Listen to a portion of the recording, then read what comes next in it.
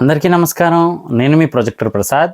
ఈరోజు మనం ఎవరి గురించి తెలుసుకోబోతున్నాము అంటే కనుక ఈయన్ని ఒకానొక టైంలో ఒక మంచి టాప్ హీరో అవుతారని అయితే చాలామంది అనుకున్నారనమాట. అలాగే ఈయన అనుకోని సిచ్యువేషన్స్ వల్ల మాదక ద్రవ్యాలకు కూడా అలవాటు పడ్డారు, డ్రగ్స్కి. సో వాటి నుంచి బయటికి రావడానికైతే మాత్రం మొత్తంగా వాళ్ళ అన్నయ్య గారే ఒక చిన్న అలవాటుతో మార్పించారనమాట. మరి ఆ అలవాటు ఏంటి, మరి టాప్ హీరో అవ్వాల్సిన ఆయన ఏ రకంగా మళ్ళీ మలుపు తిరిగి క్యారెక్టర్ ఆర్టిస్ట్గా అయ్యారు, అవన్నీ అయితే తెలుసుకుందాం. మరి కొత్తగా మన ఛానల్ చూస్తే కనుక ప్లీజ్ సబ్స్క్రైబ్ చేసుకోండి, అలాగే వీడియోని లైక్ చేసి సపోర్ట్ చేయండి. ఇంతకీ ఈయన ఎవరు అనుకుంటున్నారా? భానుచందర్ గారండి. మరి ఆయన గురించే తెలుసుకోబోతున్నాం. మరి పదండి ఆ రోజుల్లోకి వెళ్ళి తెలుసుకొని వద్దాం. భానుచందర్ గారు 1952 జూలై 2న వేణు శకుంతల గారి దంపతులకు జన్మించారు. నిజానికి భానుచందర్ గారి తండ్రి గారు అప్పట్లో ప్రముఖ మ్యూజిక్ డైరెక్టర్ అయిన వేణు మాస్టర్ గారు. భానుచందర్ గారి పూర్తి పేరు మద్దూరి వెంకట సత్య సుబ్రహ్మణ్యేశ్వర భానుచందర్ ప్రసాద్. భానుచందర్ గారి తండ్రి గారి ఫ్యామిలీ అంతా మచిలీపట్నం నుంచి రాగా, తల్లి కుటుంబం మాత్రం రాజమండ్రికి చెందినవారు. భానుచందర్ గారు వారి తండ్రి గారి లాగానే చిన్నతనంలో మ్యూజిక్ డైరెక్టర్ అవ్వాలనుకున్నారు. భానుచందర్ గారు చిన్నతనం నుండి చాలా అల్లరి పిల్లాడిగా ఉండేవారు. ఆయనకు 16 ఏళ్ల వయసు నుండి మార్పు వచ్చిందని ఒక ఇంటర్వ్యూలో కూడా ఆయన తెలిపారు. అలాగే గిటార్ నేర్చుకొని అవలీలగా వాయించేవారు. కొద్ది కాలం పాటు సంగీత దర్శకులైన నౌషాద్ గారి దగ్గర సహాయకుడిగా కూడా పనిచేశారు. కానీ వారి తల్లిగారు మాత్రం భానుచందర్ గారు నటుడు కావాలని కోరుకున్నారు. అందువల్ల ఆయన యాక్టింగ్ స్కూల్లో చేరి శిక్షణ కూడా పొందారు. ఆయన శిక్షణ పొందిన సంస్థలోనే అంతకు మునుపు రజనీకాంత్ గారు, తర్వాత చిరంజీవి గారు కూడా శిక్షణ పొందారు.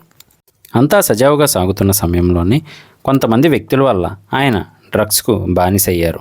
అయితే ఆయన అన్నయ్య గారు ఆ టైంలో దీనికంటే నీకు కిక్కిచ్చే ఇంకొక డ్రగ్ని చూపిస్తాను అని చెప్పారట. అయితే ఏంటా అని తెలుసుకుందామని భానుచందర్ గారు చూస్తూ ఉంటే మార్షల్ ఆర్ట్స్ దగ్గరికి తీసుకువెళ్ళి ఇదే అని చెప్పి నేర్పించారట.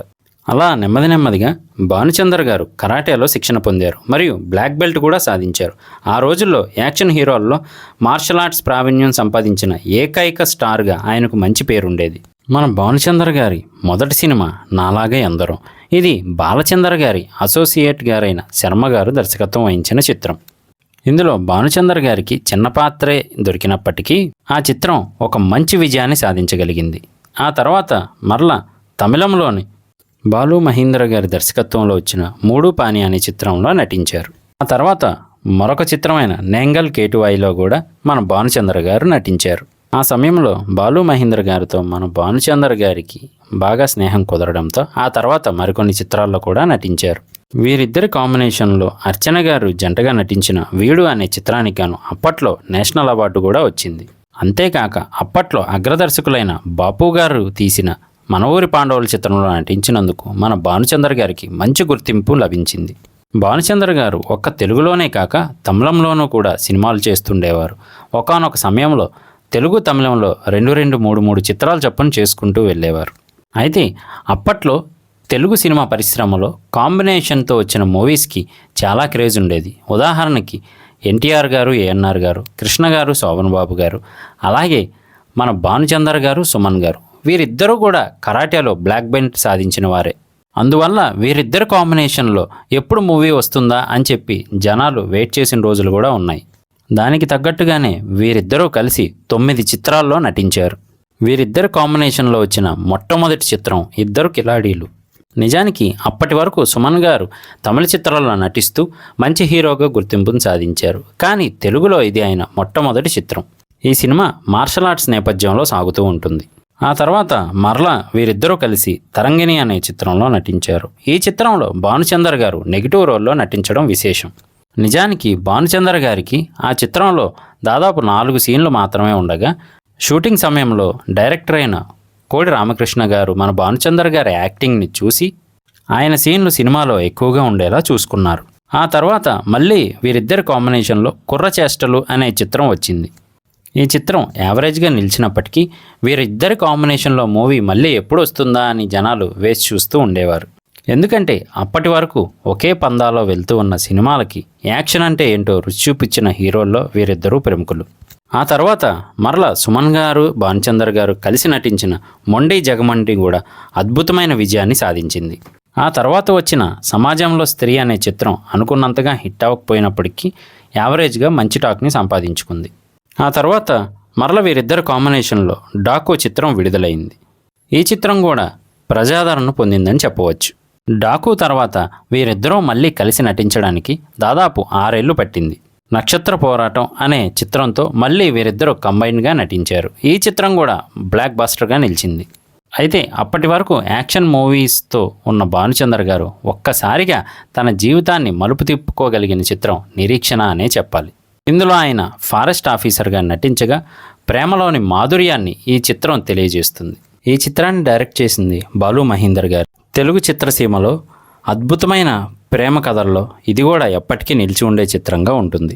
అయితే ఈ సినిమాలో జైల్లో జరిగే ఒక సన్నివేశంలో భానుచందర్ గారు నగ్నంగా కనిపించాల్సి ఉంది. ఏమాత్రం ఇబ్బంది పడకుండా భానుచందర్ గారు ఆ సన్నివేశంలో అద్భుతంగా నటించారు. అలాగే ఇళయరాజా గారి మ్యూజిక్ ఈ చిత్రానికి ప్రాణం పోసిందని చెప్పవచ్చు. ఈ సినిమా షూటింగ్ సమయంలో భానుచందర్ గారితో చుట్టూ ఉండే ఖైదీలు మేమే తప్పు చేయలేదు, మేము అన్యాయంగా ఇక్కడ వచ్చి ఉన్నామని చెప్తుండేవారట. అలాగే డైరెక్టర్ గారు కూడా ఖైదీల జీవితాలని అలాగే అక్కడ జరిగే సంఘటనలని ఎంతో అద్భుతంగా క్యాప్చర్ చేశారని చెప్పవచ్చు. ఈ చిత్రంలో కథానాయికగా నటించిన అర్చన గారికి నంది అవార్డు కూడా లభించింది. అంత అద్భుతంగా నటించారు ఆవిడ.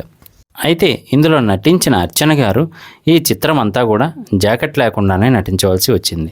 అయితే అప్పట్లో ఇది పెనుదుమారమే రేపినప్పటికీ గిరిజనరాలుగా నటించినప్పుడు ఆ నేటివిటీకి తగ్గట్టే ఉండాలి తప్ప మన కంఫర్ట్కి తగ్గట్టు ఉండకూడదు అని అప్పట్లో అలా పెట్టారట.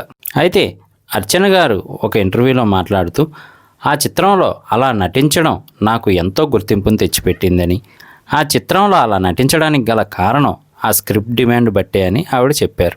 అలాగే తమ్మారెడ్డి భరద్వాజ గారు భానుచందర్ గారితో తెరకెక్కించిన అలజడి ఆయన కెరియర్లో గుర్తుండిపోయే చిత్రంగా నిలిచింది.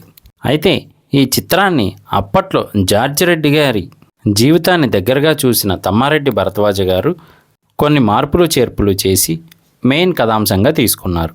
ఆ తర్వాత మరో అద్భుతమైన చిత్రంలో నటించారు మన భానుచందర్ గారు. ఆ చిత్రమే సూత్రధారులు. ఈ చిత్రాన్ని కె విశ్వనాథ్ గారు తీయగా ఈ చిత్రం గ్రామీణ నేపథ్యంలో సాగుతూ ఉంటుంది.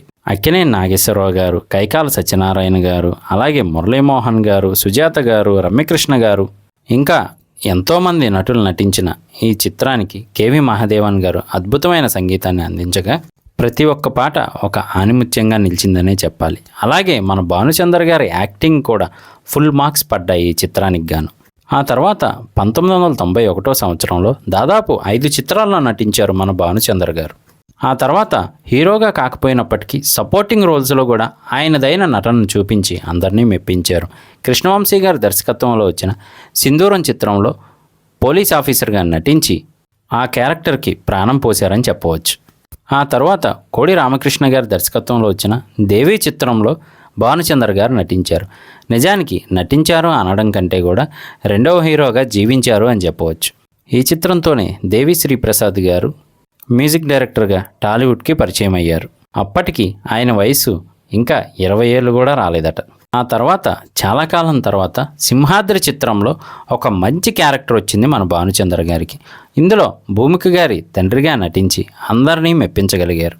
ఆ తర్వాత ఆయన మనసారా అనే చిత్రంలో కలరీ మాస్టర్గా నటించి ఏ క్యారెక్టర్లోనూ ఆయన ఇమిడిపోగలరు అని నిరూపించారు. అలాగే దుబాయ్ సీనులో రవితేజ గారికి బావగా ఒక పవర్ఫుల్ పోలీస్ ఆఫీసర్గా నటించారు. అలా అక్కడక్కడ అడపాదడపా కనిపిస్తున్నప్పటికీ తర్వాత హిట్ సినిమాలో ఒక పవర్ఫుల్ పోలీస్ ఆఫీసర్గా నటించారు. ఈ చిత్రంలో విశ్వక్సేన్ గారు హీరోగా నటించగా భానుచందర్ గారు తనదైన నటనతో ఒక మంచి క్యారెక్టర్ ఆర్టిస్ట్గా మళ్ళీ ప్రూవ్ చేసుకున్నారు. అలాగే భానుచందర్ గారు ప్రేమించొద్దు, దేశద్రోహులు వంటి చిత్రాలకు దర్శకత్వం కూడా వహించారు. ఇక భానుచందర్ గారి వ్యక్తిగత విషయానికి వస్తే భానుచందర్ గారి భార్య పేరు స్వప్న. నిజానికి భానుచందర్ గారు వారి వైఫ్ కంటే 14 ఏళ్ళు పెద్దవారట. ఇదే విషయాన్ని భానుచందర్ గారు ఒక ఇంటర్వ్యూలో కూడా చెప్పారు. వీరికి జయంత్, నిశాంత్ అనే 2 కుమారులు కూడా ఉన్నారు. భానుచందర్ గారి పెద్ద కొడుకు అయిన జయంత్ గారు చెడుగుడు, నా కొడుకు బంగారం వంటి చిత్రాల్లో నటించారు. అయితే చిరంజీవి గారికి భానుచందర్ గారికి మంచి అనుబంధమే ఉండేదట. నిజానికి చిరంజీవి గారే భానుచందర్ గారికి మన ఊరి పాండవులు చిత్ర షూటింగ్ సమయంలో 2 వీలర్ డ్రైవింగ్ నేర్పించారట. మన ఊరి పాండవులు చిత్ర షూటింగ్ సమయంలో వర్షాకాలం కావడం వల్ల తరచూ వానలు పడుతూ ఉంటే షూటింగ్ని మధ్యలో ఆపి బాబుగారు, ఏరా బాను, నీకు మార్షల్ ఆర్ట్స్ వచ్చు కదా, ఒకసారి అవి చేసి చూపించు అంటే చిరంజీవి నేను మార్షల్ ఆర్ట్స్ చేసేవాళ్ళం. పైగా అప్పట్లో మేమిద్దరం ఏరా ఏరా అని ఎలా పిలుచుకునే వాళ్ళమో ఇప్పటికీ అలాగే ఉంటాం. పైగా చిరంజీవి చాలా సరదా మనిషి అని ఇంటర్వ్యూల్లో చెప్పుకొచ్చారు మన భానుచందర్ గారు. అలాగే చిరంజీవి గారు ప్లాన్ చేసే రీయూనియన్స్లో ప్రతిసారి నేను మిగతా వారందరూ కలుస్తూనే ఉంటాం, అలాగే ఎప్పటికీ కలిసి ఉంటాం అని వారి అనుబంధం గురించి చెప్పారు భానుచందర్ గారు. అలాగే భానుచందర్ గారు సుమన్ గారు కూడా ప్రాణ స్నేహితులు. ఇద్దరికీ మార్షల్ ఆర్ట్స్లో మంచి పట్టుంది. పైగా అప్పట్లో టాలీవుడ్లో ఉన్న మంచి యాక్షన్ హీరోలు కావడంతో వీరిద్దరి మధ్య బంధం చాలా బలపడింది. అలాగే ఒకసారి భానుచందర్ గారు షూటింగ్లో ఉండగా వారి తండ్రి గారికి ఒంట్లో బాగాలేదని తెలిసి భానుచందర్ గారు ఇంటికి రాగా అప్పుడు వారి అన్నగారు, నాన్నకి బాగాలేదురా, క్యాన్సర్ అట, ఆపరేషన్ చేయడానికి 5,000 దాకా అవుతుంది అని చెప్పగా అప్పుడు భానుచందర్ గారు నటిస్తున్న సినిమాకి రెమ్యునరేషన్ 5,000, అయితే 500 మాత్రమే అడ్వాన్స్గా ఇచ్చారు. కానీ ఇప్పటికిప్పుడు 4,500 ఇవ్వమంటే ఎలా అని ఆలోచిస్తూ వెంటనే భానుచందర్ గారు రామారావు గారి ఇంటికి వెళ్ళగా విషయం అంతా విన్న నందమూరి తారక రామారావు గారు, బాబు నువ్వు ఇంటికి వెళ్ళు అని పంపించారట. అయితే ఇంటికి వెళ్ళేలోపే ఆ 4,500 ఆ షూటింగ్ కంపెనీ వాళ్ళే తీసుకువచ్చి ఇంట్లో ఇచ్చేసేలా ఫోన్ చేసి మాట్లాడారట నందమూరి తారక రామారావు గారు. ఇదే విషయాన్ని భానుచందర్ గారు కూడా ఒక ఇంటర్వ్యూలో చెప్పారు. అంతేకాక భానుచందర్ గారికి హరికృష్ణ గారికి మంచి స్నేహపూర్వక బంధం కూడా ఉండేదట. 7-10 వయసు ఉన్నప్పటికీ కూడా మన భానుచందర్ గారు ఇప్పటికీ ఎంతో ఎనర్జెటిక్గా ఉంటూ ఉంటారు. ఆయన ఇంకా ఎన్నో మంచి సినిమాల్లో నటించి మనల్ని అలరింపజేయాలని మనం కూడా కోరుకుందాం. ఈ వీడియో మీకు నచ్చిందని అనుకుంటున్నాను. ఈ వీడియో మీకు నచ్చితే కనుక లైక్ చేయండి, అలాగే మన ఛానల్ సబ్స్క్రైబ్ చేసి సపోర్ట్ చేయండి. ఈ వీడియోలో చెప్పిన వివరాలన్నీ కూడా మేము సామాజిక మాధ్యమాల ద్వారా మాత్రమే తీసుకోవడం జరిగింది. అంతే తప్ప అప్పటి వ్యక్తుల్ని కలవడం కానీ, సంఘటనలు ప్రత్యక్షంగా చూడడం కానీ, పరిస్థితుల్ని అనుభవించడం కానీ జరగలేదు. కావున ఈ వీడియోలో చెప్పిన వివరాల్లో ఏమైనా తప్పుగా చెప్పి ఉంటే క్షమించవలసిందిగా కోరుకుంటున్నాము. అలాగే మన ఛానల్లోని ఏ ఇతర వీడియోల్లో అయినా వివరాలు తప్పుగా చెప్పి ఉంటే క్షమించవలసిందిగా కోరుకుంటున్నాం. నేను మీ ప్రొజెక్టర్ ప్రసాద్. మళ్ళీ నెక్స్ట్ వీడియోలో కలుస్తాను. Thank you.